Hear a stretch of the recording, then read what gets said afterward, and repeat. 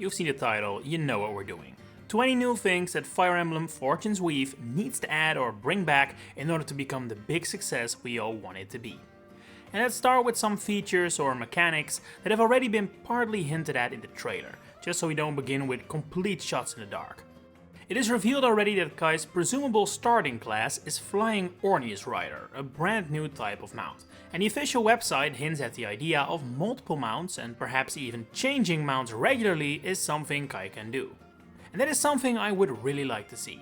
A whole bunch of diverse and unique mounts. Yeah, horses are cool, as are Pegasi and Wyverns, they don't need to go anywhere, but we could really do with some new, fresh and exciting animals.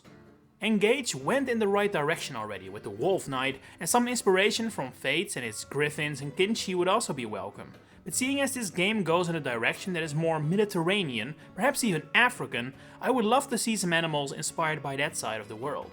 I have wanted elephants as passable mounts ever since Shadows of Valentia introduced the Olifantier, which I thought was an elephant rider because olifant is the word for elephant in my native language. But they're also fairly realistic animals to be ridden, it happened in real life too. Seeing as the Flying Orneus appears to be inspired by animals like the ostrich, also native to Africa, I do suspect there is a decent chance we may see more African wildlife.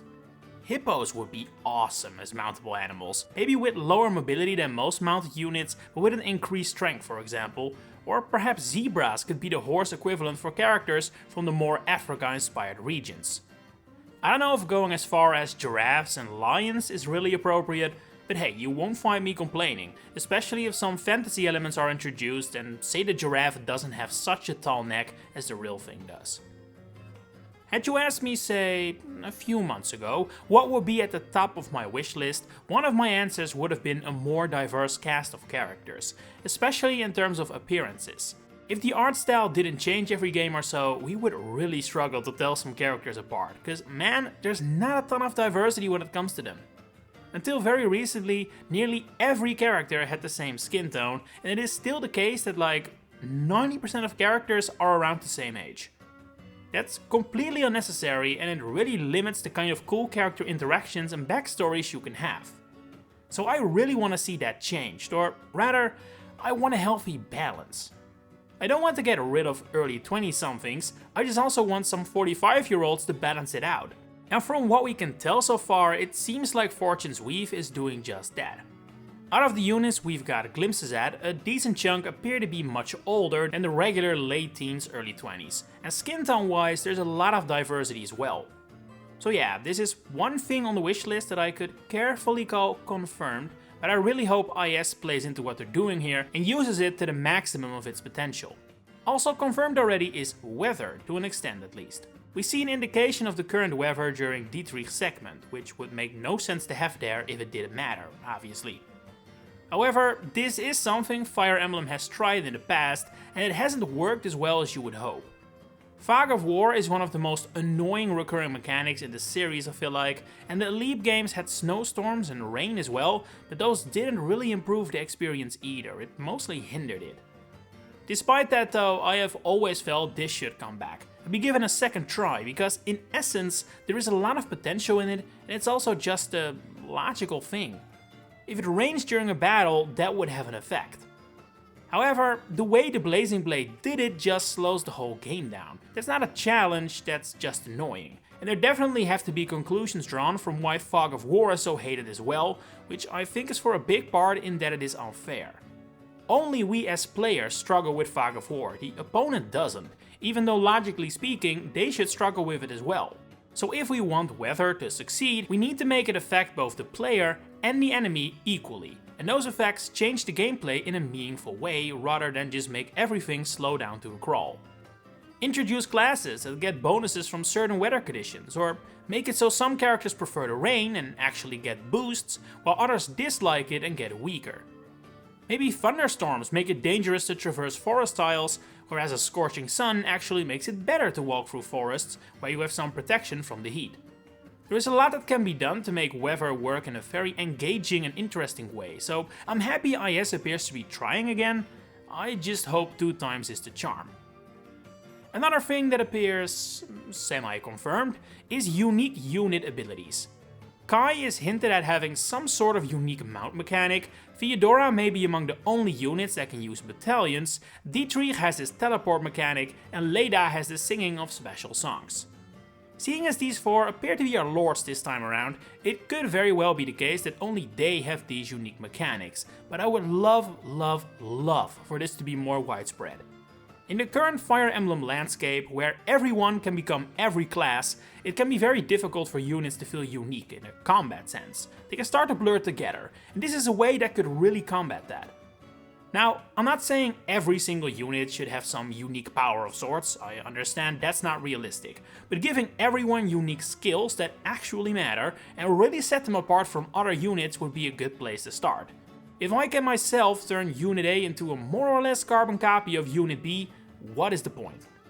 All that makes them unique as a combat unit is then completely lost, and that can't be what we want. And in that light, let me also say that I personally wouldn't mind it if the class system was reeled back in a little. The complete freedom seen in Free Houses and Engage was and is cool, but now that we've become used to it, I personally wouldn't mind it if it became a little bit more restricted again. I'm not saying we should go back to, say, Sacred Stones, where everyone could choose between two classes in the end, but a bit less freedom could really help make every character feel a bit more unique and allow some individuality to shine through. If we see, for example, that having mounts and being good with animals is Kai's entire thing, then don't give me the option to make him a dark mage the moment I meet him. That doesn't feel right. Don't get me wrong, I value player freedom, and I think the sandbox style introduced in Awakening does have its place as well, but I think the recent games may have gone a little too far, personally. Let's talk a bit about the structure of the game, shall we? The way the game is presented makes it quite clear to me that Fortune's Weave will follow the footsteps of Free Houses and Fates to an extent, because I just cannot see a world in which these four become one army, at least not before the endgame. The four characters and their goals are completely different. In fact, they're even contradictory. They all want the same thing and they can't all win. So some kind of split storytelling will take place here, I'm sure of that. I personally suspect that the game will follow more in the lines of Radiant Dawn and Gaiden, where you switch between perspectives rather than Free Houses and Fates, where you pick one to follow. But I can live with both solutions as long as one important thing is done right this time. If we have to pick sides again, for the love of God, learn from Free Houses and reduce overlap between the routes to a minimum. I can stomach some overlap, otherwise why not just make 4 separate games, but as much as I like the Academy phase, having it to do 4 times while it barely changes isn't what you want, and neither is the shocking amount of shared maps between the routes. We just cannot see that again. It would show IS has learned nothing from the mistakes Free Houses did make, which would be a huge missed opportunity. With Free Houses, people criticize this, but at least it was the first try then, so you can excuse it a bit and commend their ambition instead. But if you make that mistake twice, that's when it starts to become harder to overlook. And while I want to repeat that from what I've seen so far, I don't think we will have the same problem again that will currently remain to be seen. Okay, let's talk about avatars. Some people hate him, some people love him. It appears as if everyone has strong feelings one way or the other, but I gotta say, I'm fairly neutral on the whole discussion. I think some games did it well, like Awakening or Engage or Free Hopes. Those avatars feel like actual characters, while other implementations I'm not a huge fan of, like Free Houses and Fates. Their avatars have a bit of an awkward role in the story, I feel. Personally, I wouldn't miss the avatar if they were removed, and I also wouldn't hate it if they are back. Especially seeing as it appears as if these 4 characters we've seen now are the ones to drive the plot forward. However, what I want most of all is for the character's name to be set in stone. I had 0 problems with Alear. They functioned as a character and as an avatar perfectly fine.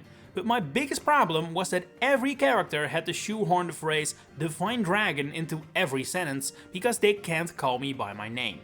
Maybe it's easy for me to say, cause I always just name the avatar their canon name, but this has really pulled me out of the experience several times in Engage, and in Fates as well, because brother or sister instead of just Corin is just as contrived. Free Houses did this better, I admit. Professor worked decently enough. And Awakening doesn't have enough voice dialogue to need it, but I can only imagine everyone would have constantly called Robin tactician or something, and that would have become grating fast as well. There just aren't many terms that work for an entire story to replace a name.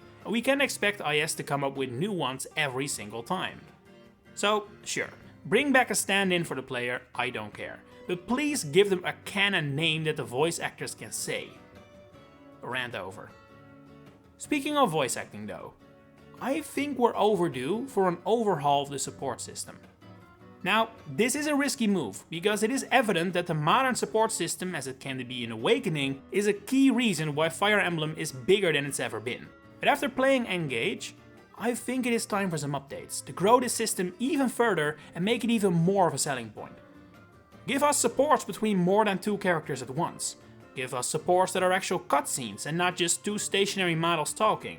Give us temporary supports that are directly tied into story moments.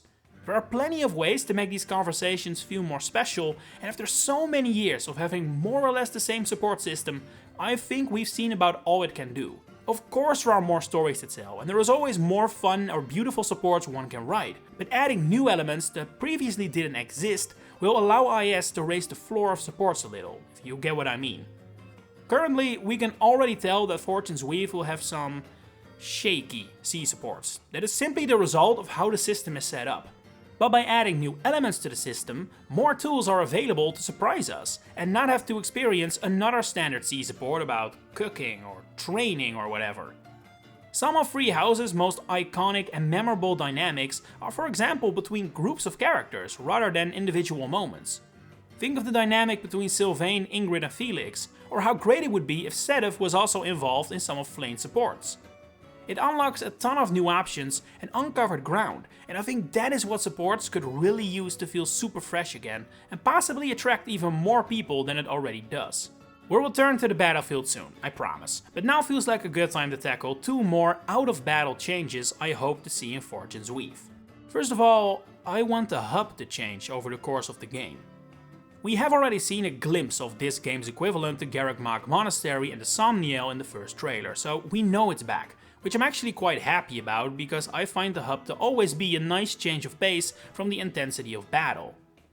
However, what always bothered me a bit was that narratively, the monastery just didn't really work well in Free Houses, as it forced entire armies to go back and forth the entire time just to make it work, which is why Engage just made it a separate place on the map, which narratively works, but also makes it feel very disjointed and unpleasantly fantastical. Fortune's Weave appears to go with the capital city, for Kai at least, which is fitting, but I do hope that we get to see it change over time. Make it change with the seasons, add characters that come and go, maybe change which treats we can access over time.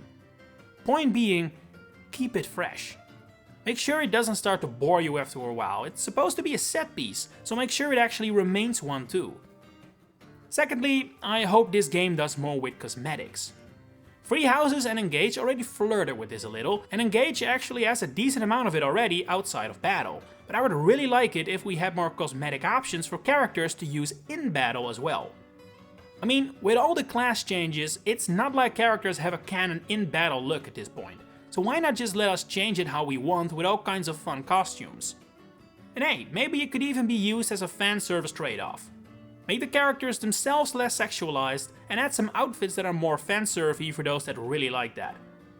A lot of Nintendo games, or really games in general, have been going hard with outfits and costumes recently, and it is really time for Fire Emblem to go all in as well, I think. It doesn't hurt anything, but adds a lot for those who do enjoy it. And for God's sake, let us pick and choose too. Presets are better than nothing, but it would be especially nice if you could decide, say, head, upper body, lower body and shoes separately. It feels like a logical evolution from what Engage did out of battle. But let's get back into battle to the actual main gameplay of Fire Emblem and how we can improve that. One simple thing that I hope is improved, or rather continues its improvements for Engage, is chapter objectives. For years and years, all we had like 90% Cs, and then route, which makes sense on the surface, it's the default way to tackle a map, so we don't want it to go away, but especially Free Houses and Fates could have really done with a few more unique objectives. Like I said, Engage did this really well. There were a couple chapters with really memorable objectives, and I hope that continues, especially since the way Fortune's Weave appears to be set up, focusing on a tournament rather than an all-out war, as far as we know, allows for a lot more unique goals.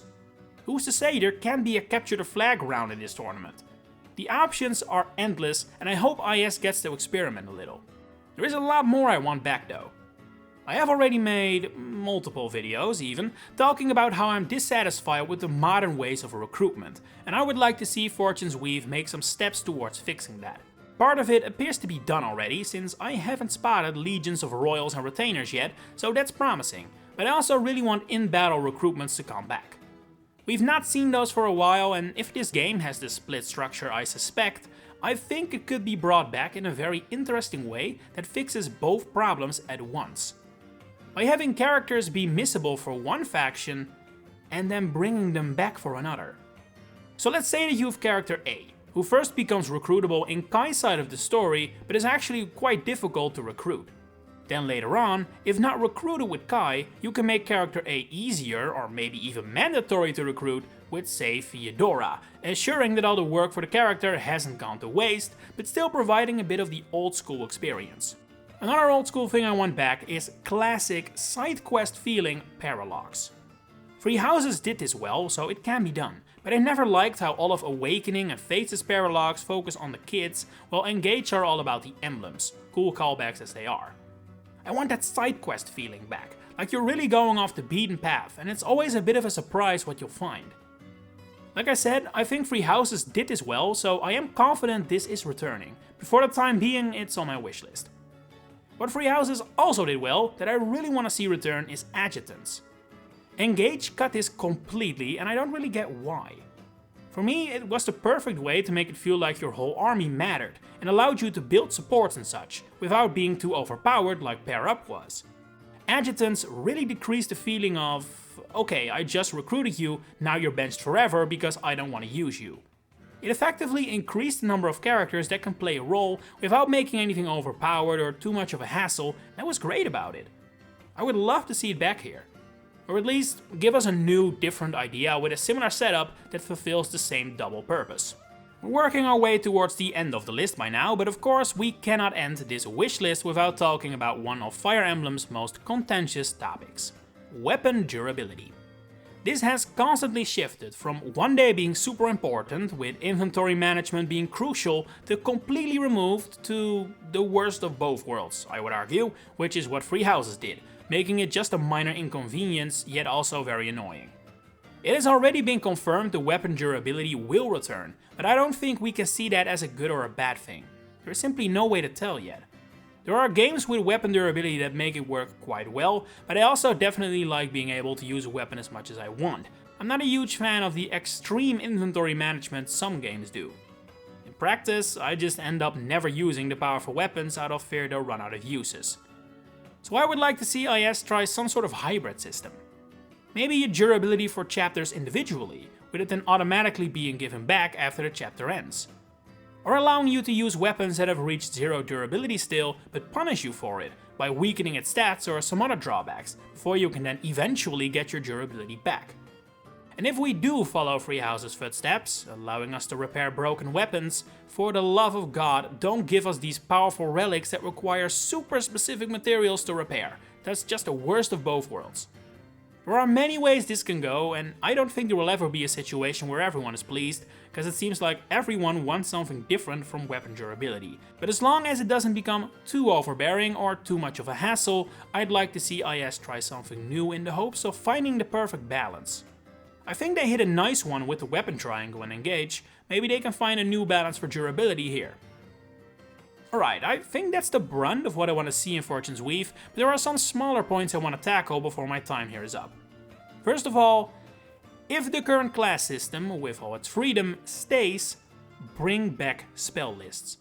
Love them in Shadows of Valentia, love them in Free Houses, hated that they weren't in Engage. It's one of the few ways currently in the game that allows you to keep some individuality after changing characters to a new, perhaps shared class, so if we keep the current system, this has to come back. And give some random brute with low magic growth a super powerful unique utility spell, please.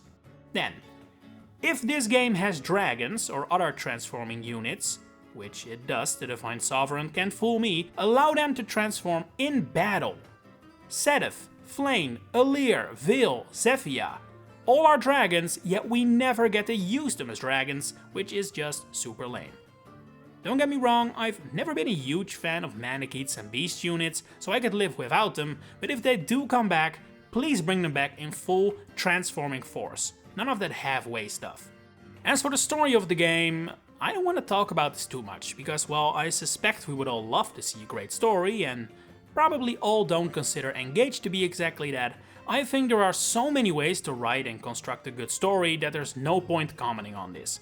But I will say, what I would really like is for this game to have no obvious villain. Free Houses was so close, so close. If only they hadn't included those who sliver in the dark, we would be there. We now have proof people want this to happen, as Edelgard and Rhea as antagonists are much better received than Thales and the boys. So I hope IS dares to make the plunge and stays away from the over-the-top evil sorcerers and dark mages in favor of good old different political standpoints. Okay, we're almost at the end now, so let's talk about the end. Bring back paired endings. I cannot believe for the life of me that Engage cut this. It's so simple, it's just text. Why was this cut for everyone but Alir? If anything, I feel like paired endings could also go for a bit of an overhaul, similar to what I suggested for the support system, but for now, let's start with bringing them back from Free Houses first, shall we? And what comes after the ending? Well, DLC of course. And I also have a request for this. I would like to return to DLC that is made for the post-game rather than mid-playthrough. Both Switch titles have DLC episodes, so to speak, that are clearly meant to be played during the story, but when the DLC comes out, your main forever special playthrough has already ended, meaning you have to start over again to really experience it. And well, I don't mind playing a Fire Emblem game, of course. I would like to tackle these new experiences with the units I have grown to love, especially if there isn't a new path to try out. Looking at you, Engage. So yeah, do what Awakening and Fates did and make the DLC properly playable without having to restart the game. And that have been 20 things and changes I would like to see in Fire Emblem Fortune's Weave. But what about you? Share your thoughts and your own wishlist in the comments below. If you enjoyed this video, please consider giving it a like and subscribe to the channel to stay updated on all my future Fire Emblem content coming up. For now, thanks for watching and enjoy the rest of your day.